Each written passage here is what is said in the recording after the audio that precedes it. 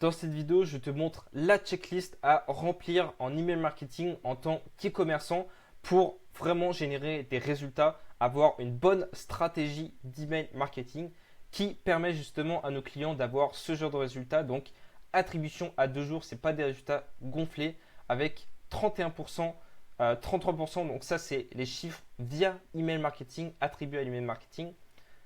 32% des billets de vente par campagne, des 48%, voilà un bon record avec Black Friday, 26%, 34%, 37%, 28%. Ça, tout ça est fait grâce à ces 7 points que je vais te détailler. Là, c'est simple, je vais te mettre le doc dans la description ou en commentaire. Tu vas reprendre ce doc, tu vas remplir toutes les étapes et si tu remplis tout ça, franchement, tu es quasi sûr d'avoir ce genre de résultat. Enfin, je ne peux pas promettre que tu auras 35%, mais là, tu es sûr d'avoir tout ce qu'il faut pour aller chercher ce genre de résultat. Donc, on commence avec deux choses d'assez simple.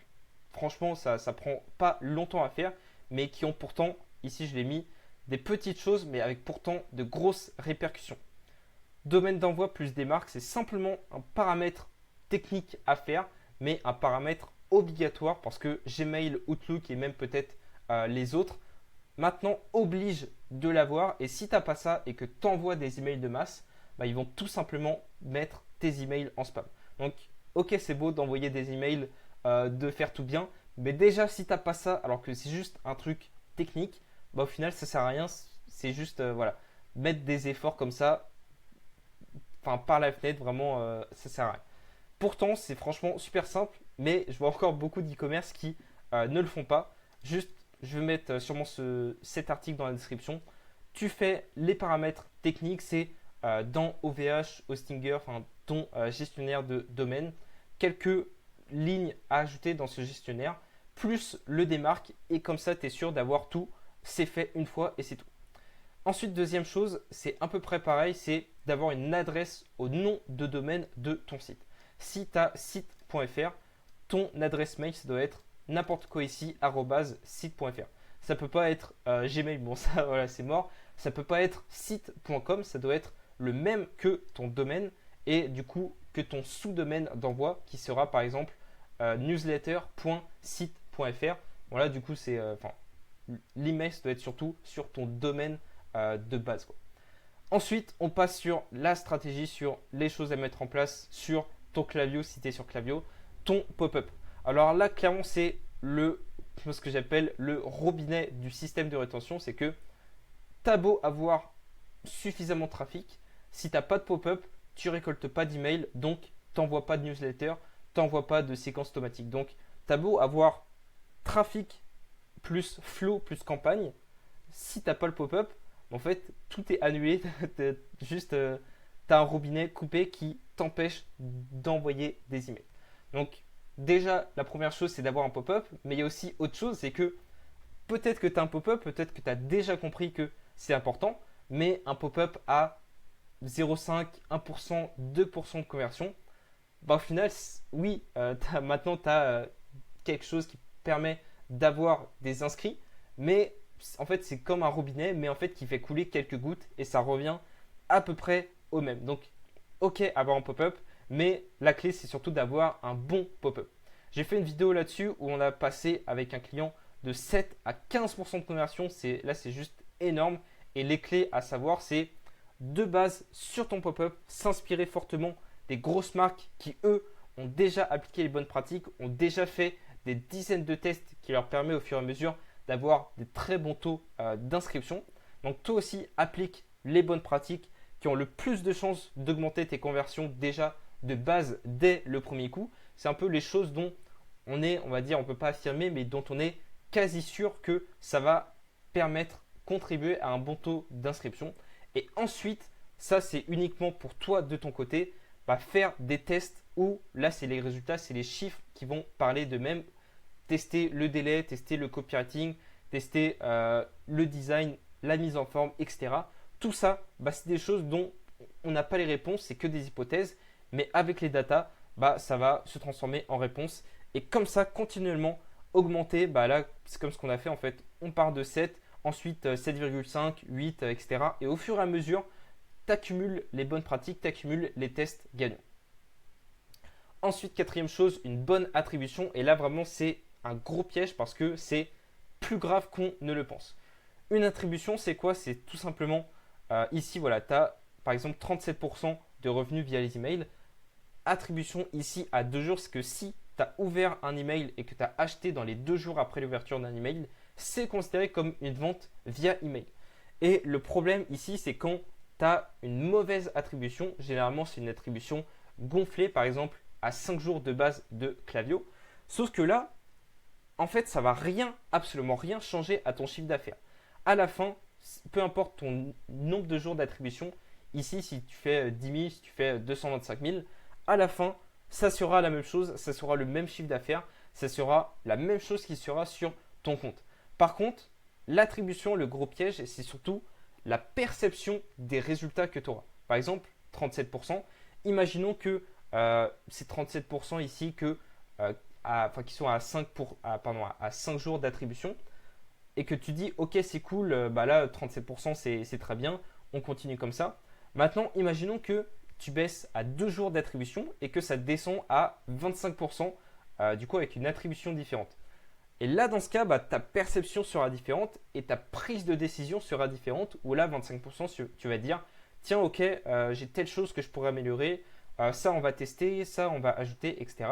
Donc vraiment l'erreur ici c'est pas juste que voilà ça ne change pas de chiffre d'affaires, mais c'est que tu as une analyse des datas biaisée, donc une mauvaise prise de décision à cause de ces mauvaises datas, donc des mauvais résultats qui en suivent, ou en tout cas un manque d'amélioration dans le temps sur le long terme qui se fait vraiment, vraiment sentir. Donc ça, c'est un peu plus un piège, c'est un peu plus indirect, mais le but, c'est d'avoir une attribution la plus précise possible. Moi, généralement, je conseille 2 jours, c'est pas parfait, mais c'est ce qu'on considère comme assez précis. Comme ça, tu auras des décisions meilleures. Ensuite, les flows obligatoires. Alors là, franchement, c'est simple. Je vais te montrer carrément. Alors oui, tu peux avoir une dizaine de flows. Tu peux avoir des flows très spécifiques. Ok, c'est cool. Par contre, il y a des flows plus importants que d'autres. Il y a des flows qui font juste 10 fois plus de revenus que d'autres sans abuser. Donc là, c'est la checklist à remplir. Alors la base, c'est quoi? C'est flow de bienvenue, flow de checkout abandonné, post-achat après l'achat. Flow de panier abandonné, c'est une variante du flow checkout abandonné. Faut avoir les deux. Si tu en as juste un des deux, tu loupes pas mal de revenus. Et le flow produit abandonné, c'est comme un panier abandonné, mais à l'étape d'avant, à la fiche, l'abandon de la fiche produit. Et là, c'est un email un peu moins poussif, mais tout aussi important.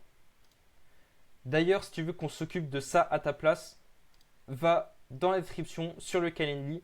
Tu peux réserver un call où moi, je vais, avant notre appel, te demander un accès au Klaviyo pour analyser ton compte Klaviyo à toi, analyser tes emails, tes flows, enfin toute ta stratégie globale. Et comme ça, lors de l'appel, je pourrais vraiment te montrer un plan d'action, mais personnalisé pour toi, uniquement pour toi, avec tes propres datas, tes propres objectifs, tes propres besoins précisément pour toi. Parce que oui, c'est simple d'avoir des flows comme ça, c'est simple de trouver des templates de flows, d'avoir les sujets des flows. Maintenant, ce qui change, c'est quoi? C'est les sujets des emails. À chaque début de mission, on modifie les sujets en fonction de nous, ce qu'on aura analysé, ce qu'on pense pertinent pour toi. Et bien sûr, le contenu des emails, on peut faire facilement du copier-coller quand c'est toujours les mêmes sujets, c'est toujours des trucs basiques, template. Mais bon, si c'est basique, si c'est comme tout le monde, ça fait des résultats, mais bof bof quoi. Donc nous également, bien sûr, la différence, ça se fait surtout dans le contenu des emails. Donc si tu veux un plan d'action stratégique précis, réserve un appel avec le lien dans la description. Ensuite, 6e newsletter. Là, en fait, beaucoup le font. Tu as peut-être compris qu'il faut faire des newsletters, mais beaucoup le font mal. Pourquoi? Parce que certains auront une trop grosse fréquence avec une trop petite liste et ce n'est pas l'argent qui doit être investi au bon endroit. Ou inversement, trop basse fréquence à une liste suffisante, donc pas assez de potentiel. En fait, c'est simple. En fonction de tes critères, tu dois choisir ta fréquence. Si tu fais moins de 10 cas par mois, franchement, pas besoin de faire des newsletters. Investis d'abord en acquisition pour croître. Si tu fais moins de 50 cas, Tu peux commencer, mais pas besoin non plus de bombarder. C'est généralement pas suffisant. Et si tu fais plus de 50K, là, 2-3 par semaine, c'est bien. Mais par contre, ça dépend aussi de la taille de la liste. Tu peux avoir 20K par mois, mais déjà une grosse liste. Et inversement, beaucoup de chiffre d'affaires, mais commencer à peine à construire ta liste. Donc ça dépend. Et également de la qualification où tu peux avoir des listes juste 10 fois plus qualifiées que d'autres. Donc la clé, en fait, c'est surtout d'abord de se baser sur ça.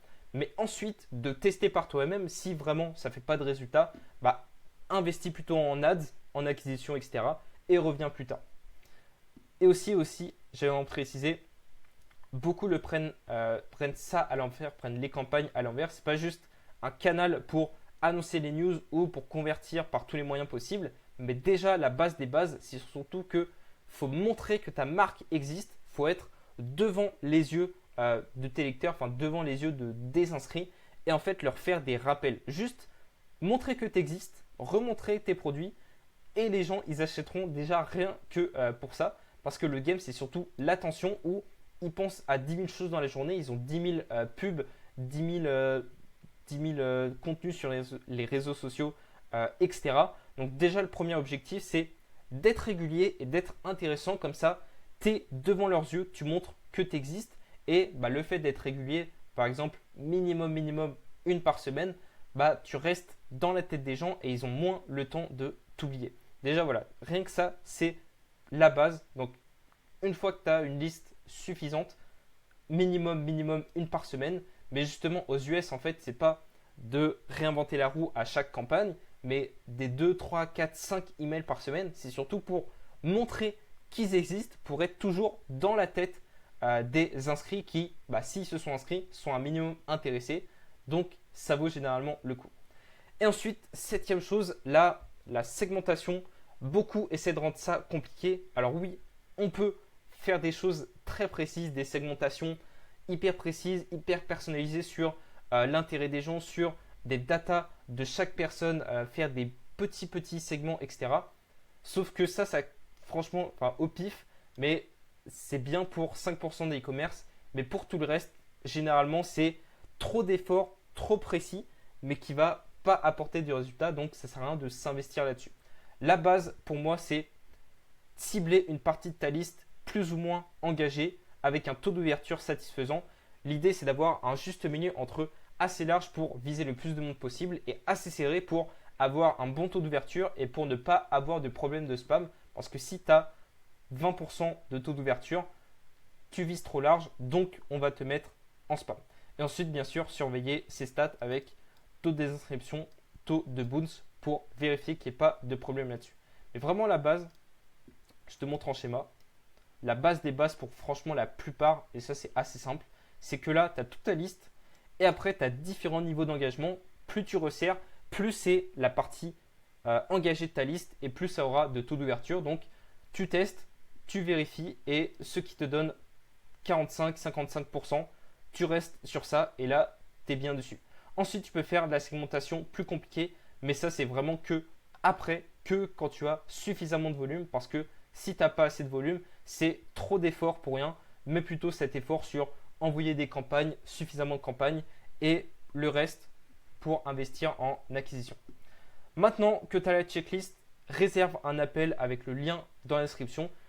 On va justement appliquer cette checklist. Là, enfin, tu sais ce qu'il faut faire, mais nous, on peut l'appliquer à ta place et on peut bien le faire parce que c'est notre spécialité. Réserve un lien dans la description. Je vais analyser précisément toutes les datas pour ta marque précisément. Voilà, on se retrouve de l'autre côté. Salut.